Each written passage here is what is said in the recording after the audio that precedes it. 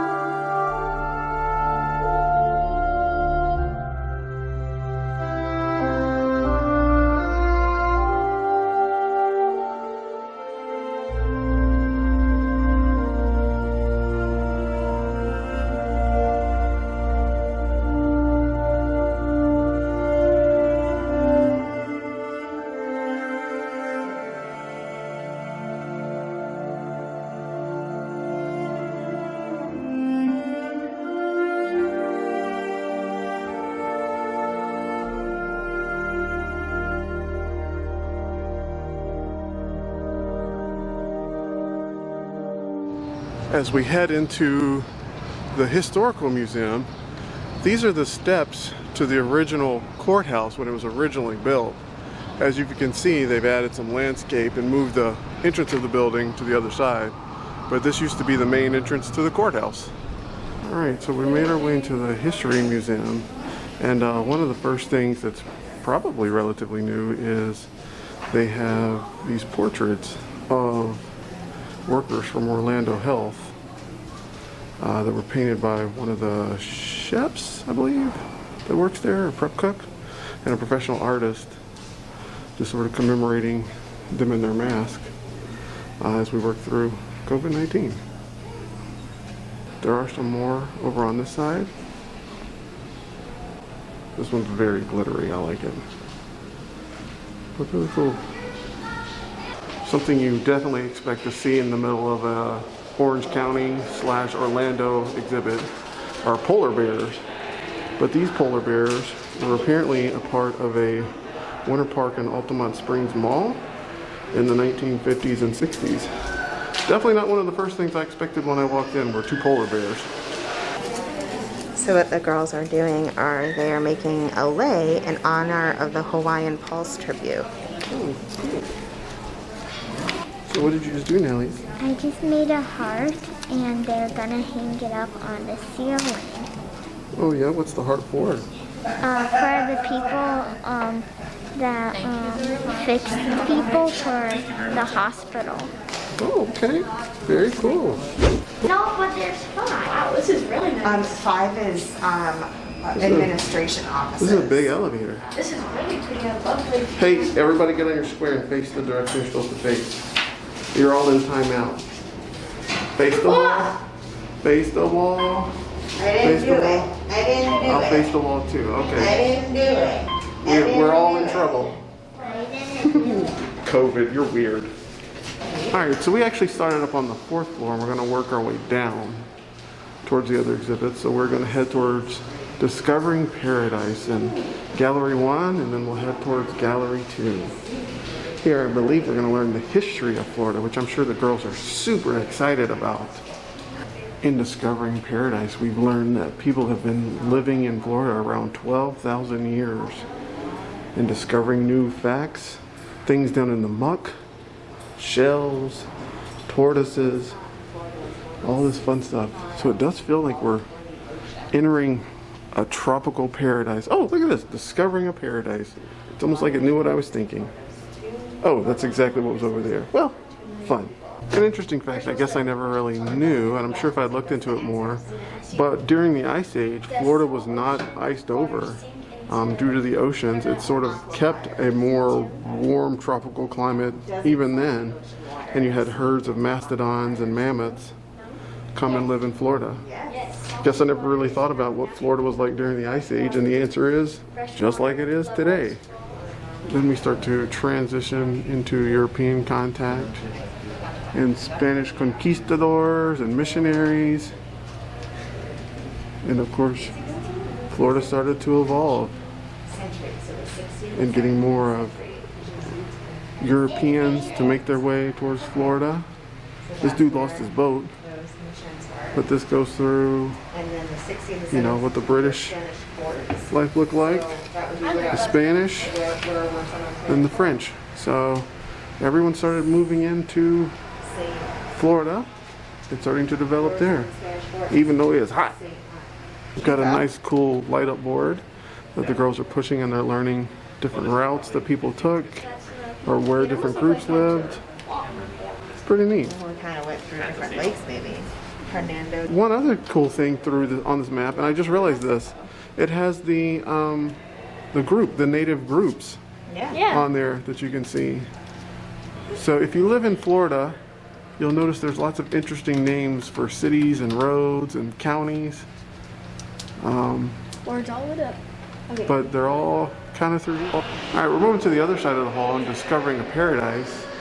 And over here is where we start to get into more modern names that we recognize, the ranchers, the Seminoles. Janelle's learning how to churn butter. Is that what you're doing, or is it cornmeal? I think it's cornmeal. What's it say? It doesn't say. It talks about This is how they the Seminole War. Yeah, I think these were cornmeal. Yeah, because it doesn't. Because I remember coming from the South, every time I saw one, I thought it was churning butter, but it's not. It's They cornmeal. have to do this for hours. For hours, I know. And you get bent out of shape when you have to pour a bowl of cereal, huh? Oh, she didn't think that was funny, did she, Janelle? At least I gotta admit, this is more interesting than I was anticipating. I would agree. Yeah, this is neat. I know we've like talked about coming here before, and then we just haven't. But yeah, it's I like very it. interesting. So now we're learning about the history of the Seminoles. Jasmine found something that she can learn from. It's cute. And then we've got some artifacts talking about the Seminole War, or Seminole Wars. But some rattles that they would have used, and some dolls for the kids, and just some other artifacts. Looks like maybe plates. Nelly Bellies, what you got there? Seminoles resisted the forced Cow removal fur. of Florida. Cow fur? A cowhide? Yeah. Is that what it feels like? Yeah, it feels so soft. It feels like a doggy fur. Feels like a dog's fur. So would you mind petting a cow then? Yeah. Oh, you would? Yeah. Okay. Okay, this wall is a very interesting problem that American history has. Over here, you have the Armed Occupation Act of 1842, which encouraged settlers to move into Florida, but one of the main goals was really to push the Seminole tribes off their land. So you've got this act by Congress that is, or maybe the state, I'm not sure who actually said it, but as in part of our history books, it'll talk about all these great people that moved to Florida to settle the land, but the consequence of that was moving natives off their land. And then you've got a story like this where it's Aaron Jernigan, who is Orange County's first settler. But there were people clearly already here, so he gets celebrated as a settler, brings slaves, and then, his whole purpose is to help move Seminoles out of their home. It's just a very interesting, I understand the problem that we have in American history is that there's sort of a line where we just pretend things didn't exist before. But you have places like the museum that do a really good job of kind of showcasing, no, there was life before, there was life after. So just an interesting glimpse in American history books. You probably could. Jasmine's working through a settler's problem of how do you carry everything you own when you can only bring 1,000 pounds with you. What is That's candy. candy? So probably candy. You're gonna leave candy or you're gonna bring candy? Oh, you're gonna bring candy? You're gonna have to leave. You're gonna use 251 pounds just for candy? No, you're gonna need Okay, your, that's gotta your lard and your flour. You gotta have food. So flowers and that. Okay. So what else did you have in here? You've got water, which is 400 pounds. We know that. Sugar. Tools. What's that? I can't read what that says. Furniture, maybe? Yeah, furniture. Furniture. Well, you need a chair. Are you gonna sit on the ground the whole time? What is this? Ammo What is? for guns, because you're gonna run into bears and who knows what else. So of course you need that. Clothing. So then probably no candy for that. So we're gonna leave That, candy. And probably then add that. You're gonna add toys? Where are you gonna put your toys? For kids. But you'll have tools where you can make more toys. Yeah, I can just give you a that, hammer and say yeah. go make a toy. And that. I mean, and that. Okay, so you're gonna bring clothes. You're not gonna run around naked. So no candy. No. Okay. Okay. And Nellie's is just sitting on her front porch. Mighty hot today. Mighty hot tomorrow. Mighty hot on Monday. Hello, people. What's so up? this is my cabin. Okay. This is my bed. It's a little ripped, Okay. but that's That's a butter. All right. Here is my what you use to wash clothes. Wash clothes. Yahoo! Lisa's just excited that she can wash clothes. Look at her. She's like, yeah, buddy. They give it to you at the 50 Laundry time. Okay, Nellie's, you're churning butter. Make noise with it, but it's for drying. Nice. I've never been to the 50 days. I don't know. Oh, So like here's those. where I keep my jars. Your Okay. jars. Okay. They're 1880, They're from the 1880s. 1880s. 1880s, Nice. 1800s. This is where I just keep my stuff. Oh, that's where you keep your pictures of your family? Yeah. Oh, girls, this is like when we went to Florida Natural. How exciting was that? Yeah. Not fun. Yeah, it was fun. And you learned about oranges? Florida Natural. Lisa, look, here's the bag that I bored them with during that video. Yeah, look at that. Boy, that's exciting. A bag that you put oranges in. That's where, Whee! that's where I put my oranges. This is where I climb my ladder. George is climbing the ladder. Oh, hello, George. Hi, George. Welcome. Climbing the ladder, getting some oranges. Here, Those oranges look pretty tasty. here are my fresh oranges. Nellies, you make some pretty nice oranges. Yes, I keep them really healthy. That looks good.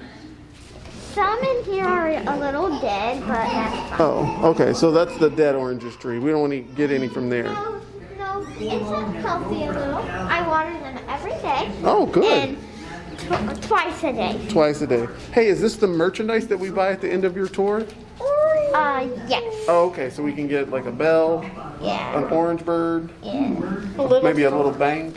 Yes. And here's these stuff. Oh, an orange paperweight. That'll hold down all of our papers. Yes, I keep this on a hood. I keep some of these on a hood so they don't break. Okay, Jasmine, did you have an orange peel in there? Oh, a commemorative orange peel for our time at Janelle's 3 ranch home? Us two live in here, and this is where we keep our secret stuff. Oh, well, you're telling everybody where your secret stuff is. Well, yeah, they need a key though to get it. Oh, well, they need a key. Okay. Those high-tech 1800 keys. It's a little glitchy right now. It's a little glitchy. The TV's a little glitchy. What just happened? No earthly idea.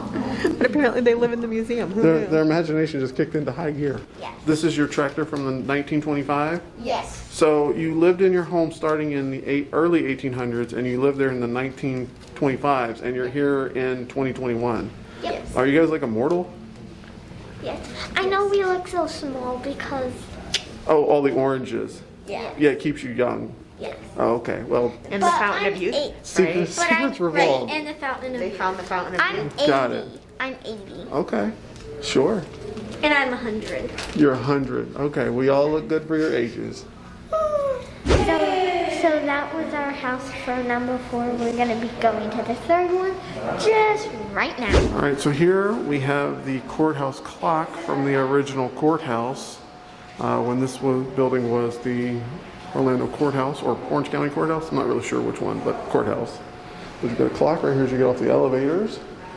And now we're heading into building a kingdom, which I'm gonna guess has some Disney in it. So brace for Disney impact. This is a map of whatever it is. Okay.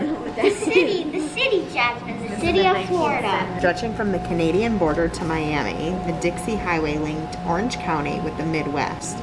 And in 1924, Cheney Highway made the East Coast an easy 40-mile ride from Orlando. Hotels, trailer parks, and tourist attractions popped up to host the tourists. Even new schools appeared for the kids of tourists who worked in the North off-season. The first links between eastern states and central Florida, US 1 and US 17, boosted in 1920 tourist boom. Later, I-95 and the I-4 expressway paved the way for superhighway travelers. So here we have the railroad system that came in and helped move produce and goods all around Florida faster than horses and wagons ever could. Right, Janelle? Right. And here, even after the 1920s and the 1930s depression, this shows how Central Florida still continued to grow and people moved out of the city and in towards the suburbs. And here we see how subdivisions and malls have replaced what used to be swamps and citrus groves, and now it's homes, subdivisions, theme parks, everything that's fun, right? So then we had sort of the subdivisions started to grow as we got more and more aerospace engineers and scientists. The locations around Orlando grew, and then we had a small airport that is now turned into Orlando International Airport was created. Does it say when? No, it just says the small municipal airport turned to Air Force Base Orlando International Airport. And now serves 28 million people annually. We fly out of there. Lisa, what did you just learn? So it says Pine Castle Air Force Base / Orlando International Airport. I don't think I ever knew that it was either an Air Force Base turned International Airport. Or it's both? Or it's both? I don't know. We'll have to look it up. I had no idea. So Pine Castle Air Force Base is no longer active. It is the site of Orlando International Airport. However, Pine Castle Air Force Base was also known more realistically as McCoy Air Force Base, which is where Orlando International gets its call sign of MCO.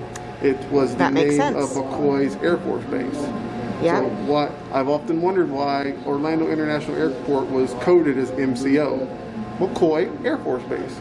I knew about McCoy Air Force Base, but I wasn't familiar with Pine Castle.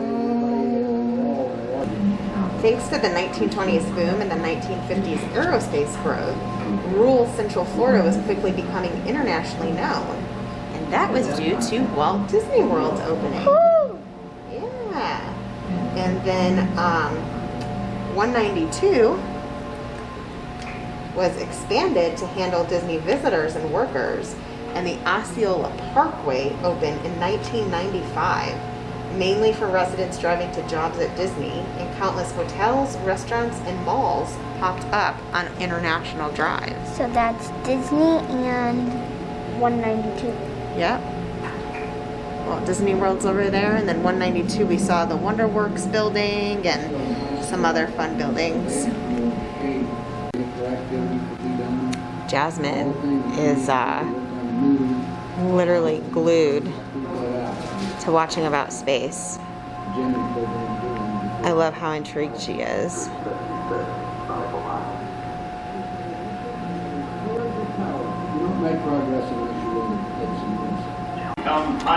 So here we have a display about the Orlando Air Base and the Orlando's Naval Training Center, which In 1966, it became property of the U.S. Navy and had turned into a training facility for almost 30 years. But back in December 31st of 1998, it was actually demolished and is now the community of Baldwin Park.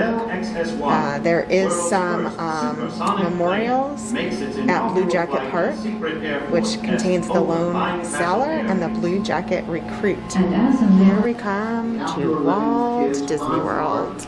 And I thought, Dobby. You want to be entertained. There's, oh my gosh, there's an old back scratcher. I actually remember that. Back scratcher. And just some different memorabilia through the years over at Disney. There's Orange Bird again. And then, If you got your antenna topper stolen, it's probably in here. oh yeah, I've had several of We those. have like 900 of those things. The wine stoppers. The wine stoppers, we had those at our wedding. There's a Mickey plate up there. And then just some other, oh, there's a Polynesian. Oh, that's Polynesian Village. And then there's a little bit of a castle here where the girls are at to learn more about Disney. Did you do this side over here?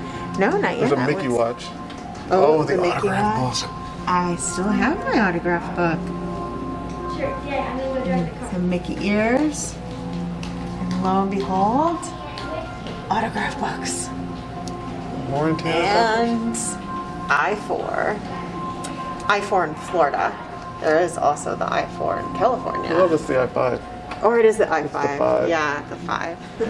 Here they have a replica of a wigwam from Wigwam Village, or a teepee from Wigwam Village, which, if you've seen the movie Cars and the Cozy Cone, this is where the idea for the Cozy Cone came from, was that you had wigwam villages located throughout California, Arizona, Louisiana, Kentucky, Alabama, and Florida. And this one operated until 1973. Well, not this one specifically, but the one in Central Florida.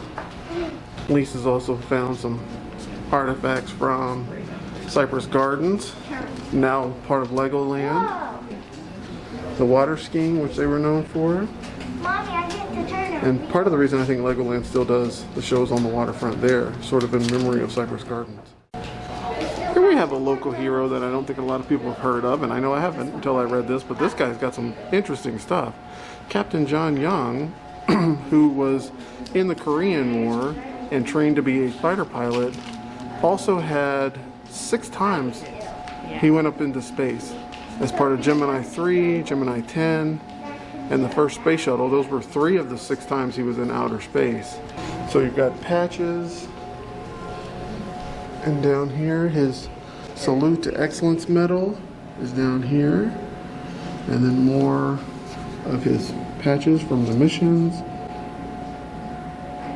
So really interesting life, and part of the reason I like coming to this stuff is you get the opportunity to sort of go home and learn more about this person.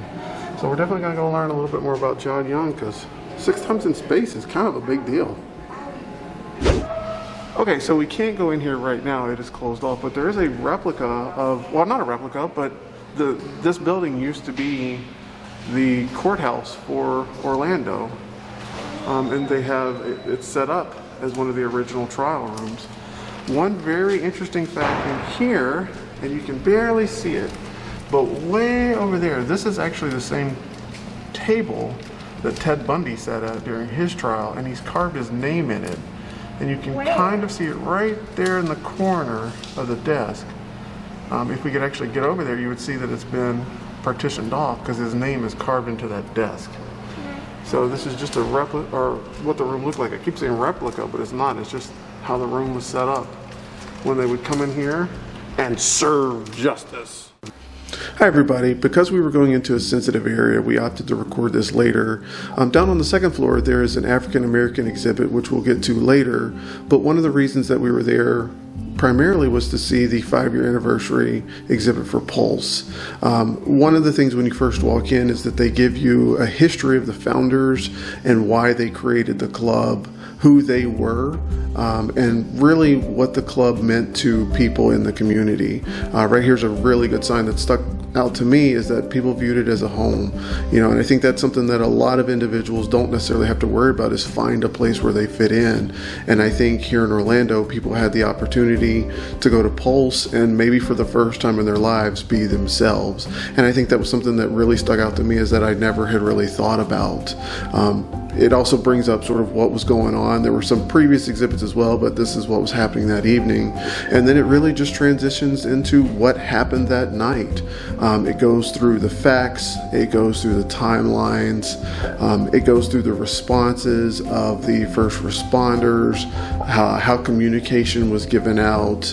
It talks about Orlando Health and the healthcare providers around the city and what they had to do. I've actually had a friend talk about his evening there in the ER at Orlando Health, and it's amazing to read through that. It talks about sort of the headlines that were out there, and this is from the Orlando Sentinel, but there were a couple of others in there as well that just talked about the headlines of the city. And then there was this really interesting overhead photo, and I don't really know if you can see it, but it still shows the robots that they had to send into the club that night. And then one of the final things that was really there was just talking about how people had to be sort of resourceful and utilize whatever they could. And here's the back of a truck that was used to get out. One thing that stuck out to me was that the Pulse shooting wasn't the only tragedy that Orlando had that weekend. And it was nice to see an exhibit that was supposed to be about just Pulse also include those as well, as you had Christina Grimmie, singer, was murdered that weekend, and then you also had Lane Graves, who was 2 years old, was actually taken by an alligator at Walt Disney World, and he drowned. So Orlando had a rough week. And then you have the crosses that were made and had been displayed around Orlando Health for the victims there that were also there and memorialized. And then the exhibit sort of transitions into the rebuilding, the healing phase that so many of us go through after these tragedies. And you had a lot of tributes, a lot of gifts, a lot of writings, basically a lot of anything that you could think of with support for, whether it be the gay community, it be Orlando, it be the Puerto Rican crowd, because since it was Latin night, there was a lot of Puerto Rican population there. From all around the country, you had things from Paris and from unfortunately from other shooting sites. But there were a lot of pictures, a lot of memorabilia, just sort of showcasing how the city came together. And it wasn't just Orlando, it was all of Central Florida, really all of Florida sort of pulled together. And you had everybody from, the local hospitals and the first responders. You had obviously the large gay population that we have here in the city. You had just a bunch of different groups that were all coming together to be Orlando strong, to show that we were all supporting as one.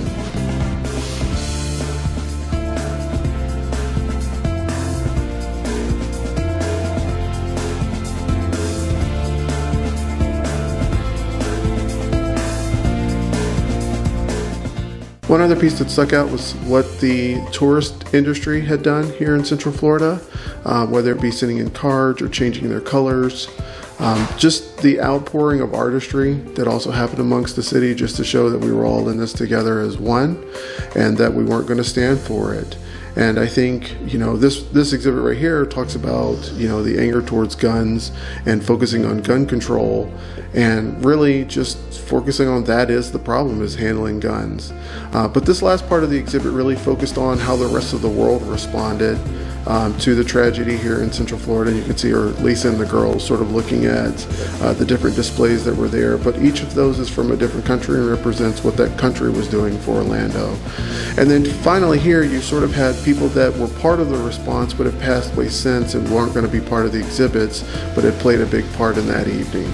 So to wrap it up, I think for us what we really wanted to do was memorialize the 5 years anniversary and just be part of it and sort of soak it in. I think we've had a tough couple of years, and this was nice to see. And I know especially we wanted to take the girls and to show them that, in the end, love wins. It only takes a matter of time, but love will win. Thanks for watching.